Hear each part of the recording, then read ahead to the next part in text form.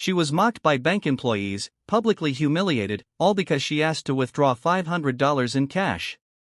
They looked at her simple clothes, her quiet demeanor, and assumed she was poor. But they were wrong, because her billionaire husband walked in. The marble lobby of Regent Crest Bank gleamed under crystal chandeliers, a cathedral of wealth in the heart of Manhattan. The air smelled of polished leather and expensive cologne. And the clients, men in tailored suits, women in designer heels, moved with the confidence of those who owned the world. This wasn't just a bank. It was a fortress for the elite, where accounts started at 7 figures, and the staff prided themselves on spotting outsiders a mile away. On that crisp October morning, Isabelle Moore walked through the revolving glass doors, her slightly wrinkled white blouse tucked into faded jeans, her scuffed loafers silent on the polished floor. At 38, she was striking in her simplicity, warm brown eyes, dark hair pulled into a loose ponytail, and a quiet grace that seemed out of place amid the opulence. In her hand was a plain canvas tote holding nothing but a wallet and a folded withdrawal slip. The security guard, a burly man named Vince, with a buzz cut and a smirk, clocked her the second she stepped inside. His eyes ran over her outfit, lingering on the absence of jewelry or a designer bag. "Excuse me, you here to deliver water or clean the lobby?" he said, loud enough for the clients nearby to turn. A woman in a fur-trimmed coat snickered, her diamond earrings catching the light. Isabelle's lips curved into a faint, patient smile. "I'm a client," she said, her voice soft but clear, like a breeze cutting through smog. She moved toward the teller line, ignoring the whispers that followed. The teller, Marissa, a sharp-featured woman in a crisp blazer, stood behind a mahogany counter, her manicured nails tapping impatiently. She glanced at Isabelle, her eyes narrowing as if sizing up an intruder. "Ma'am, the ATM is outside," she said, her tone dripping with fake sweetness. "This area is for actual account holders."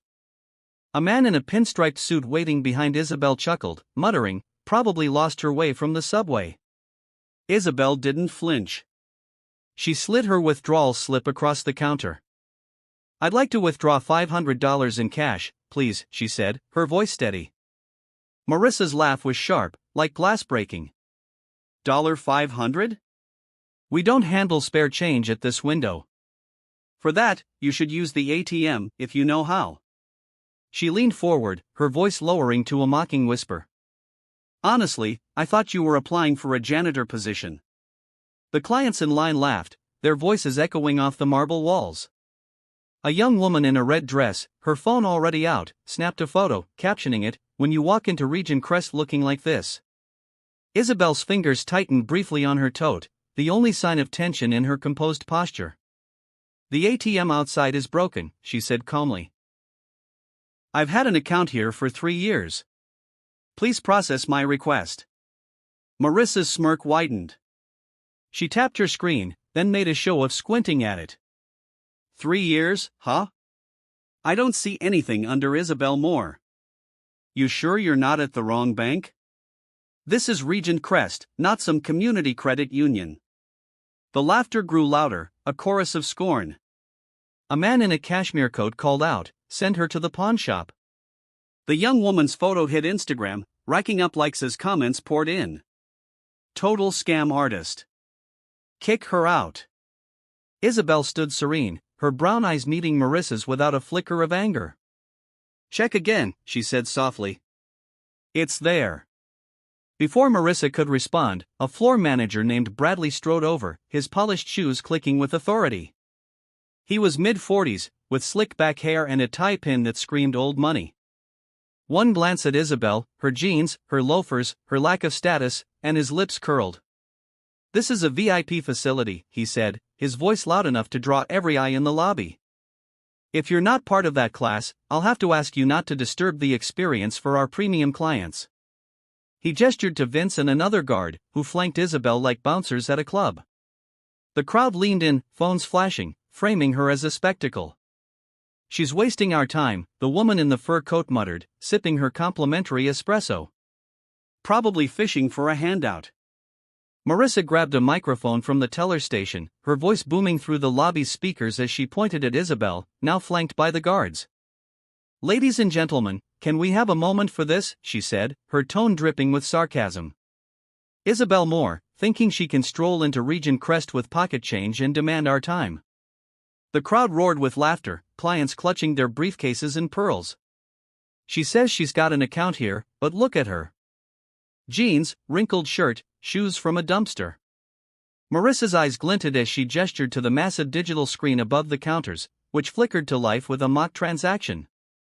Isabelle Moore, balance, $500. The lobby erupted, clients howling as a woman in a Chanel suit shouted, "She's a fraud." Someone tossed a paper coffee cup, grazing Isabelle's shoulder, and Marissa clapped, her smile venomous. "Let's give her a round of applause for trying," she crowed, as the young woman's live stream zoomed in, comments surging. "Savage. Humiliate her." Isabelle's grip on her tote tightened, her face serene, but the public shaming burned like acid. Isabelle's posture didn't waver. She looked at Bradley, her voice still polite, still measured. "I'm a client, and I'm entitled to withdraw my money. If you won't process $500, I'd like to speak to the branch director." Bradley laughed, a cold, dismissive sound. "The director doesn't meet with walk-ins," he said, nodding to the guards. "Escort her out quietly." Vince grabbed her elbow, his grip firm but professional. "Let's go, ma'am," he said, steering her toward the doors. The crowd's whispers turned to jeers. "What a joke," the man in the cashmere coat said, loud enough for Isabelle to hear. "Bet she's got $5 in her account, max." As Isabelle was steered toward the doors, a group of clients closed in, their designer outfits a glittering wall of scorn. The man in the cashmere coat, his Rolex flashing, stepped forward, his voice loud and mocking. "Hey, sweetheart, you think $500 buys you a seat at this table? This bank's for winners, not charity cases." His wife, in an emerald green dress, flicked her manicured nails at Isabelle's tote. "What's in there? Food stamps? Bet she's here to beg." A tech bro in a velvet blazer, his phone filming, chimed in, "Yo, this is going viral. Broke girl tries to bank with the big dogs." The crowd laughed, their voices a vicious chorus. A woman in stilettos accidentally bumped Isabelle, knocking her tote to the floor. Papers spilled, and the tech bro kicked them, shouting, "Clean that up, janitor." The live stream comments exploded. "She's nothing. Drag her." Isabelle knelt briefly to gather her things, her movements deliberate, her eyes calm, but the crowd's savagery was a living thing, feeding on her silence. As the guards marched her across the lobby, Marissa called out, "Come back when you've got a real bank account." The young woman's Instagram post hit 1,000 likes. Her livestream now live, caption flashing, "Broke girl tries to scam Regent Crest. Epic fail." Comments exploded. "Humiliating. She's nobody." A client tossed a crumpled receipt, shouting, "Take that to the poorhouse." The mob's cruelty swelled, feeding on Isabelle's silence. She walked on, her tote clutched close, her face composed, as if the insults were nothing new. Vince leaned in, his voice low. "Sorry, ma'am. Just doing our job." Isabelle nodded, her eyes meeting his briefly. "I understand," she said, her voice barely above a whisper. Bradley stepped in front of the guards, his voice carrying across the lobby as he raised a hand to stop Isabelle's exit. "Hold on," he said, his eyes glinting with malice. "We need to check her bag. For all we know, she's stealing client data or slipping something in." The crowd gasped, phones swiveling to capture the accusation. "I've seen her type before," Bradley continued, his tone authoritative. "They come in, act innocent, then walk out with sensitive information." He snatched Isabelle's tote from her arms, dumping its contents on the counter. A wallet, a pen, a folded withdrawal slip. "Look at this junk," he scoffed, holding up the slip for the crowd to see. $500? You're a thief, not a client." Clients shouted, "Search her. She's dangerous." Vince hesitated, but Bradley waved him on, and the second guard patted Isabelle down in front of everyone, her blouse wrinkling further under their hands. The live stream comments surged. "Criminal. Lock her up." Isabelle stood unmoving, her eyes steady, but the false accusation stung like a public execution. The revolving doors loomed ahead, promising exile. The live stream hit 5,000 viewers, the young woman's voice gleeful. "This is Isabelle, nobody thinking she could play with the big leagues," she mocked, zooming in on Isabelle's scuffed shoes. As Isabelle neared the doors, Marissa jumped onto the teller counter, her blazer unbuttoned, her phone now live streaming to her personal account. "Everyone, this is what happens when you think you can fake it at Regent Crest," she shouted, zooming in on Isabelle's back. Isabelle Moore, ladies and gentlemen, the queen of delusions, thought she could fool us with her thrift store look and $500 dreams. The crowd cheered, their laughter a tidal wave as Marissa panned to Isabelle's scuffed shoes. "Bet she's got a cardboard box waiting outside." A client threw a pen, hitting Isabelle's leg, and Marissa cackled. "Keep going, folks. She deserves it." The live stream hit 15,000 viewers, comments flooding. "Pathetic. Make her cry." Marissa leaned forward, her voice venomous. "Don't ever come back, Isabelle. You're not our kind." Isabelle's steps didn't falter. Her tote clutched tight, but the global ridicule burned. A wound carved by Marissa's cruelty. "Bet she's sleeping on the street tonight." Comments roared. "Disgrace. Ban her." A client yelled, "Make her trend for failure." The internet devoured her shame. Memes already circulating. Isabelle moved forward. Serene. But the ridicule burned, a wound no one could see. Then the door spun open. A convoy of black SUVs screeched to a halt outside, their tinted windows reflecting the morning sun. The crowd froze, phones still raised, laughter choking in throats. Leonard Voss stepped out of the lead vehicle, his presence like a thunderclap. At 45, he was a study in quiet power, tall, broad-shouldered, with sharp blue eyes and salt and pepper hair. His charcoal suit was tailored to perfection. But it was his aura, calm, unyielding, that silenced the room. The world knew him as the founder of Vosscore Capital, a financial empire with $5.1 billion in holdings at Regent Crest alone. He was a ghost in the public eye, his name whispered in boardrooms, his face rarely seen. The lobby went silent, the hum of wealth replaced by a stunned hush. Leonard strode through the doors, his steps deliberate, ignoring the gasps. A client whispered, "That's Leonard Voss." Another hissed, "He never shows up anywhere." Marissa's face paled, her nails frozen mid-tap. Bradley's tie pin seemed to choke him, his mouth opening and closing like a fish. Leonard didn't look at them. He walked straight to Isabelle, who stood just inside the doors, her tote still in her arms. His eyes softened as he reached her, his hand brushing her shoulder. "You okay, Belle?" he asked, his voice low, meant only for her. She nodded, her smile small but warm. "Always, Len." He turned to the crowd, his hand still on her shoulder, and raised his voice, each word a blade. "I'd like to withdraw $5.1 billion in cash," he said, his tone calm but ironclad. "Right now." The room froze, Marissa's screen flickered, her hands trembling. Bradley's knees buckled, his face gray. The client's phones lowered, their bravado gone. A woman dropped her espresso, the cup shattering on the marble.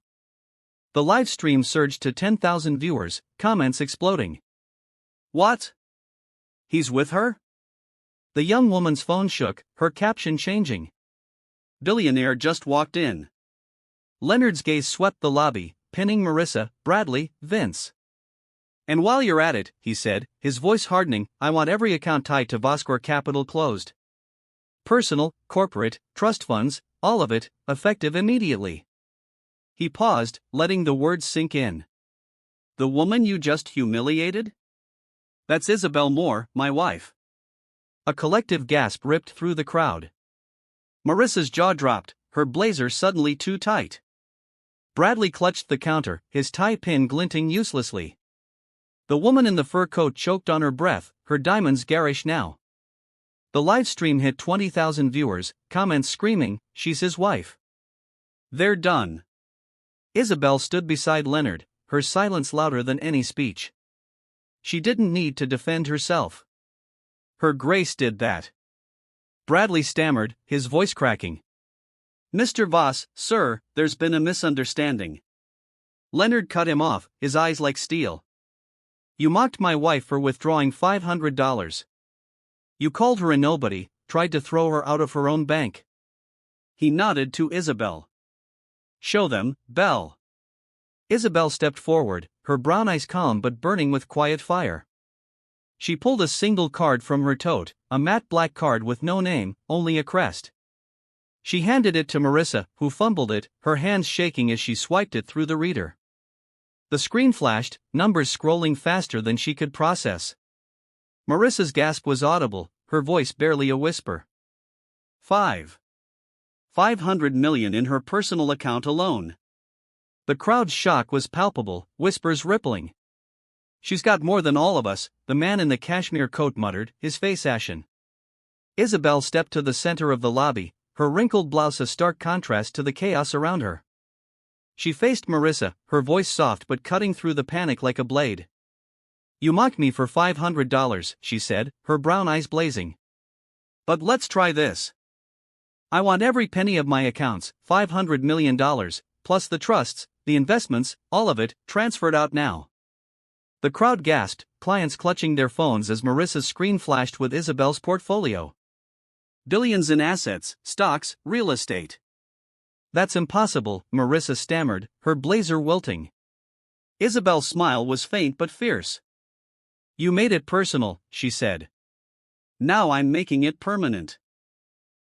Clara projected the transfers on the lobby screen, billions vanishing from Regent Crest's books.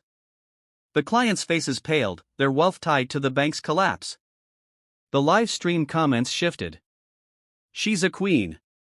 They're screwed. Isabelle signed the final form, her signature a guillotine as Marissa sank to her knees, her career obliterated by the woman she'd called a nobody. Isabelle's voice was soft but clear. If you won't process $500 because it's too small, she said, then I'd like to withdraw $500 million immediately. The lobby went deathly quiet, the only sound Marissa's ragged breathing. Bradley's knees gave out, and he leaned against the counter, muttering, We can't. Not that much liquidity. Leonard's lips curved faintly, a smile that didn't reach his eyes. Then you'll find a way, he said. Or Regent Crest loses every penny of Voss's holdings. Your choice. He nodded to a woman in a sleek gray suit who'd followed him in. Clara, start the transfers. Move everything to our offshore accounts now. Clara's fingers flew, her face a mask of focus. The crowd held its breath as bank executives poured into the lobby, their faces pale. The branch director, a silver-haired man named Edward, rushed forward, his tie askew. Mr. Voss, please, he begged, his voice trembling. We can resolve this. There's no need to, Leonard raised a hand, silencing him. You had your chance, he said. You chose to humiliate my wife. Now you deal with the consequences. Edward turned to Isabelle, his eyes desperate. Mrs. Moore, I'm so sorry. We didn't know. Isabelle's gaze was steady, her voice gentle but unyielding. You didn't need to know who I was, she said. You should have treated me like a person. Bradley lunged toward Isabelle, his slicked back hair unraveling, his voice shrill with desperation. Mrs. Moore, please, he begged, falling to his knees in front of the crowd. I didn't know. I thought you were, we all did. His tie pin clattered to the floor, his hands shaking. Don't do this. You'll ruin us all. Isabelle looked down at him, her eyes calm but unyielding. You ruined yourself, she said softly. When you judged me before knowing me. Leonard stepped forward, his voice cold. You're done, Bradley. Clara, make sure his name's flagged. Every bank, every boardroom. He's unemployable. Clara nodded, her tablet flashing as she sent the order. The crowd gasped, clients turning away from Bradley's crumpled form. The live stream captured his humiliation, comments roaring, justice. He deserves it. Bradley sobbed, his career ashes as the woman in the fur coat whispered, he brought this on himself. Isabelle's silence was her power, her dignity a crown. The words landed like a verdict, and Edward's shoulders slumped, his empire crumbling under her quiet power. Marissa's screen beeped, a red alert flashing. The transfers are starting, she stammered, her voice breaking. Billions. It's all moving. The clients gasped, their wealth tied to Regent Crest's stability. The man in the pinstripe suit clutched his briefcase, muttering, "This will tank the stock." The young woman's live stream hit 50,000 viewers, her phone shaking as she whispered, "They're shutting down the bank." Leonard turned to Isabelle, his anger fading into something tender.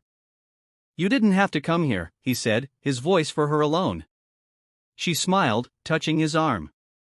"I wanted to, for us." She stepped to a nearby desk where Clara had set up a tablet. Isabelle signed the withdrawal forms, her signature steady, her wrinkled blouse a stark contrast to the billions at her command. The executives watched, helpless, as the transfers completed, one account after another, draining Regent Crest's lifeblood. The lobby was chaos now. Clients shouting, executives scrambling, phones ringing off the hook. Edward's voice cracked as he pleaded, "We'll lose everything." "The regulators," Leonard cut him off, his voice cold. "You lost everything the moment you disrespected my wife." He nodded to Clara, who projected a screen above the counter. Voscor's holdings, $5.1 billion, vanishing in real time. The crowd's gasps turned to murmurs of panic. The live stream comments roaring, "They're untouchable. Regent Crest is done." Isabelle finished signing, her tote bag in her arms. She looked at Leonard, her smile soft but fierce. "Let's go," she said. Marissa's chair tipped as she scrambled to her feet, her blazer torn, her voice a shriek. "You can't do this," she screamed at Isabelle, pointing a trembling finger. "You're nobody. You tricked us." The crowd turned on her, their earlier laughter replaced by disgust. The man in the pinstripe suit shouted, "You mocked her, and now we're all paying." The woman in the Chanel suit, her phone still filming, yelled, "You're the fraud, Marissa." Clara stepped forward, her voice clear. Marissa Klein, terminated for misconduct.